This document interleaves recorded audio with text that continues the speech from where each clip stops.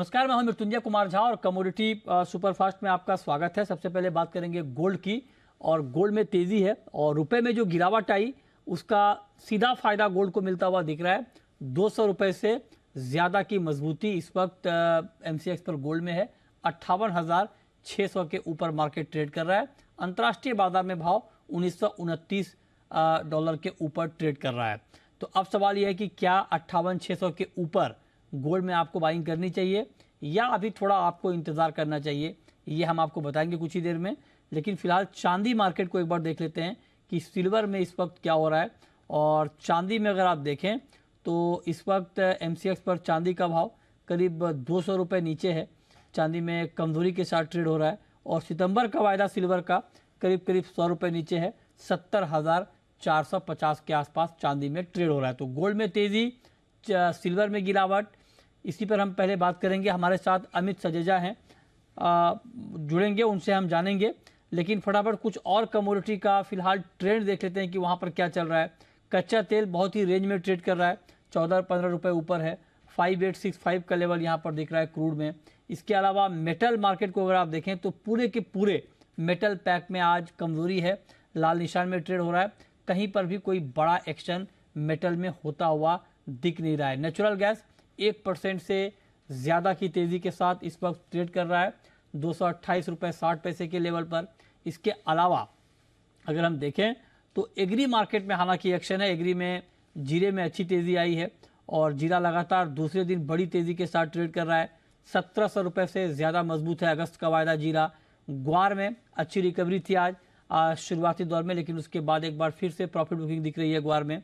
और इस वक्त करीब आधे से 1% की गिरावट ग्वार सीड में और ग्वारगर्म में इस वक्त दिख रही है। तो ये एग्री मार्केट का हाल है। कैस्टर को अगर आप देखें तो कैस्टर में बहुत ही रेंज का ट्रेड है।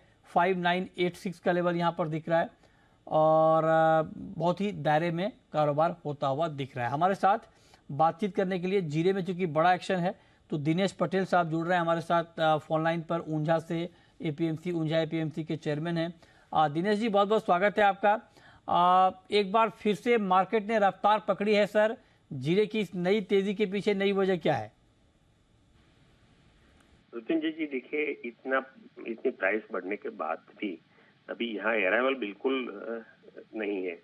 ऊंझा जैसे मंडी में हर साल जहाँ पर 5 से 10 हजार आम बात थी आवक की, तो हार्डली यहाँ पर 2000 बैग का ही आवक होता है। और सामने अभी 8 महीना बाकी है, डिमांड अभी भी बनी हुई है। ओके, वजह से जी। अच्छा सर, एक चूंकि आप एपीएमसी ऊंझा के चेयरमैन हैं तो आप डेटा अच्छे से बता पाएंगे। आप जरा, चूंकि मैं कहीं पे मैं इसकी पुष्टि नहीं कर रहा हूं, लेकिन जो मैं सोशल मीडिया पर एक डेटा देख रहा हूं जीरे को लेकर, उसमें ये कहा जा रहा है कि 1 फरवरी से लेकर 30 जून तक 2023 के दौरान 3,85,903 बोरी, एक बोरी 55 किलो का, ये अराइवल ऊंझा में आई है। और लास्ट ईयर के मुकाबले ये अराइवल ज़्यादा है। तो क्या आप इसकी पुष्टि करेंगे? क्या लगता है आपको? ये ओवरऑल सारी मंडियों की बात कर रहा हूं मैं। हाँ, ओवरऑल सारी मंडी की नहीं, इतना नहीं, ये तो गलत। अच्छा, गलत है। सारी मंडियों में ये 1 फरवरी से बताया आपने? हाँ, ये है 3,85,900 बोरी। नहीं, वो गलत है। अच्छा, गलत है। ओके, तो आप इसका खंडन कर रहे हैं। आपके हिसाब से कितना अराइवल हुआ है सर अभी इस पूरे सीजन में जीरे का ऊंझा में? ऊंझा में देखो तो करीबन होगा ऊंझा में ही। जी दिनेश जी, आप सुन पा रहे हैं सर? ऊंझा में करीबन 4 लाख भी ज्यादा होगी ऊंझा में ही। कितनी होगी सर? 4 लाख बोरी से ज्यादा इस साल में 4 लाख बोरी से ज्यादा। हाँ, लास्ट ईयर की नहीं, मैं ओके, मई जून की बात कर रहा हूँ। अच्छा, तो ये लास्ट ईयर के मुकाबले कैसी है सर अराइवल? कि हर रोज आप एवरेज ये सीजन में जो 5000 बोरी की रहती थी, तो महीने का तकरीबन 1.5 लाख बोरी तो महीने की होती है। अच्छा, बताया नहीं कि 3 से 4 लाख। ओके महीने की हो सकती है। ओके ये ठीक है। फरवरी से लेके यहाँ अच्छा, अब यहाँ से क्या लग रहा है सर मार्केट आपको जीरे का? खीरे का एक किराना की आइटम है, ऐसा तो फिक्स नहीं बता सकते, लेकिन जो ये भाव है, भाव में भी अभी जिसके पास है तो लोग प्रॉफिट भी मुनाफा वसूली कर रहे हैं इसके पास है। अच्छा, लेकिन लगता है कि ये 600 तक तो जाएगा, ऐसा सबके मन में एक बात लेकिन है। दिनेश जी कुछ लोग ये कह रहे हैं कि चाइना रिवर्स एक्सपोर्ट शुरू कर दिया, मतलब पहले तो हमसे खरीदा जीरा, अब चाइना एक्सपोर्ट कर रहा है हमें, क्योंकि चाइना का जीरा सस्ता है हमारे जीरे के मुकाबले। ये बात ठीक है? नहीं, यहाँ सब बोल रहे हैं कि इतने कंटेनर आ गए, ऐसे कोई बात नहीं। यहाँ कोई ऐसा जीरा कुछ आया लगता नहीं है। अच्छा, नहीं बहुत बहुत सारे लोग आपके ऊंझा के ही कह रहे हैं कि बहुत सारे कंटेनर आए हैं वहां से। नहीं, वो गलत बात है। सब लोगों को ऐसा गुमराह करने की बात है। हकीकत में ये है कम है, की वजह से ये जो डिमांड सप्लाई की गैप है उसकी वजह से ही भाव बने हुए हैं। अच्छा, लेकिन ये भाव जो है हम्म, तो करियाना के हिसाब से अभी कितना होता है वो मालूम नहीं है, लेकिन ये भाव जो है बेचने के ही भाव है। इसमें मुनाफा वसूली की जा सकती है, ये भाव लेने के भाव नहीं है। कमाल है सर, मतलब ये बड़ा अच्छा है कि आप बहुत दोहरी और तिहरी भूमिका में आ जाते हैं कि आप हैं एपीएमसी ऊंझा के चेयरमैन, आप कॉल भी दे देते हैं कि कब मुनाफा वसूली करना चाहिए, कब खरीदना चाहिए। बहुत बढ़िया सर। नहीं, सही बात है। मुनाफा वसूली नहीं कि गुमराह होके अभी ये भाव में लेने के लिए जाए, वैसा मैं नहीं बोलता हूँ। अच्छा। लेकिन है जिसको रियल में जरूरत है वही खरीदे, वो अच्छी बात है।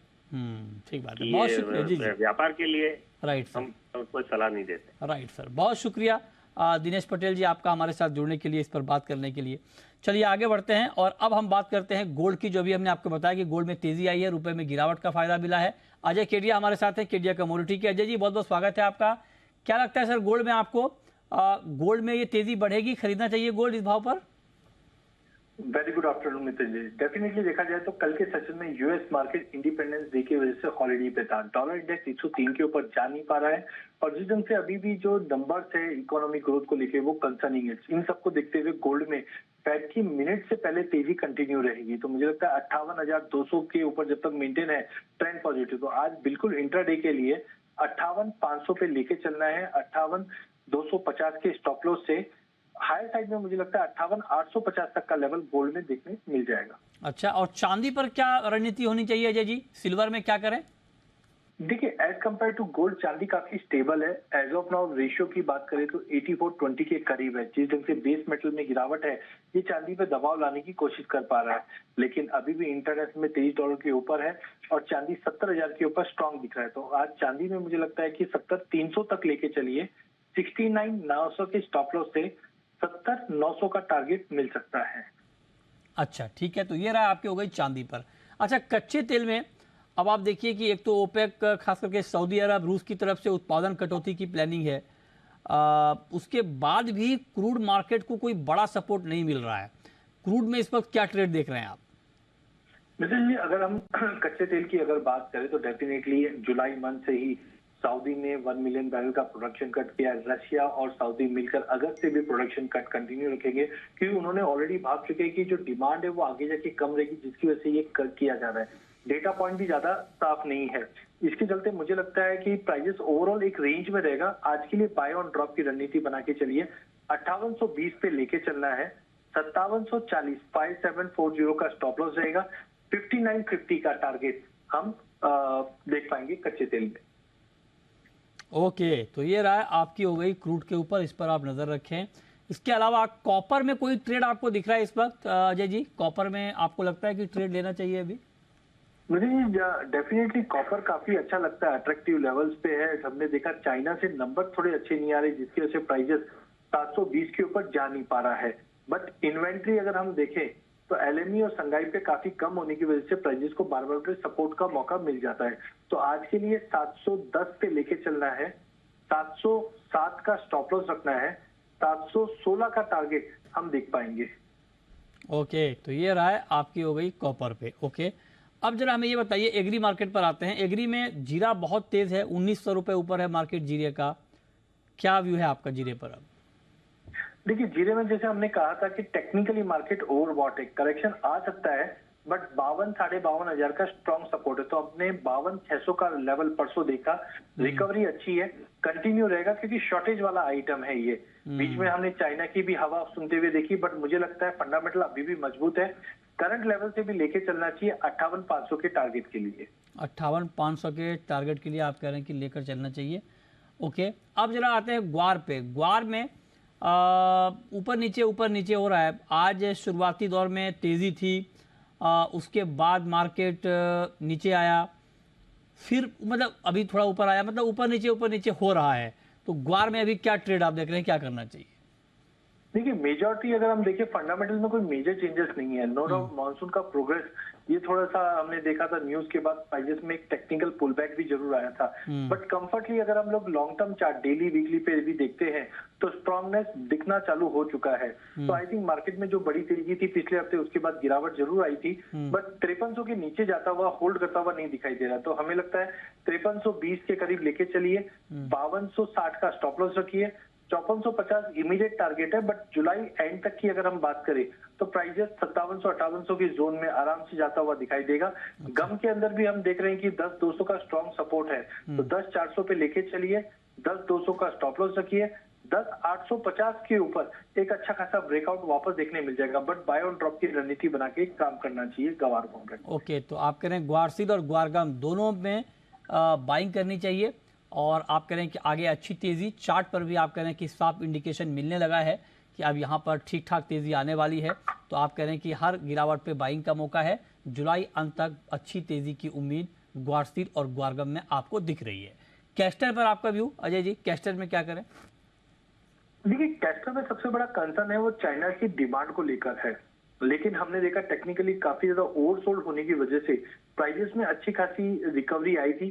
2 दिन से मार्केट थोड़ा स्टैग्नेंट था, बट आज हमने देखा पूरे दिन प्राइजेस 5900 को अच्छे से होल्ड कर रहा है।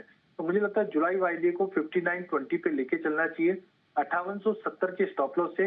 अपसाइड है, लिमिटेड रहेगा, जो 6020 तक का लेवल दिखा सकता है। 6020 तक का। अच्छा, टर्मरिक में अच्छी तेज़ी के बाद एक करेक्शन आया है, क्या इसे करेक्शन ही माना जाए, या आपको लगता है कि जितनी तेज़ी आनी थी आ गई है, अब तेज़ी की उम्मीद नहीं है, दाम और नीचे ही आएंगे? देखिए, ओवरऑल तेजी का रुख कंटिन्यू रहेगा। हमने लास्ट जब हमारा मीट था जहां पे मैंने बताया भी था कि 10,200 के इंपॉर्टेंट क्रिटिकल रेजिस्टेंट है, उसके ऊपर अभी टाइमिंग जाता हुआ नहीं दिखाई देगा, क्योंकि स्विंग में जो लॉसेस हो रहा है उसका असर जो आना था प्राइस एक बार आ चुका है। तो मुझे लगता है डाउन साइड भी रेस्ट्रिक्टेड है। 9350 94 स्ट्रॉन्ग सपोर्ट के रूप में आता है।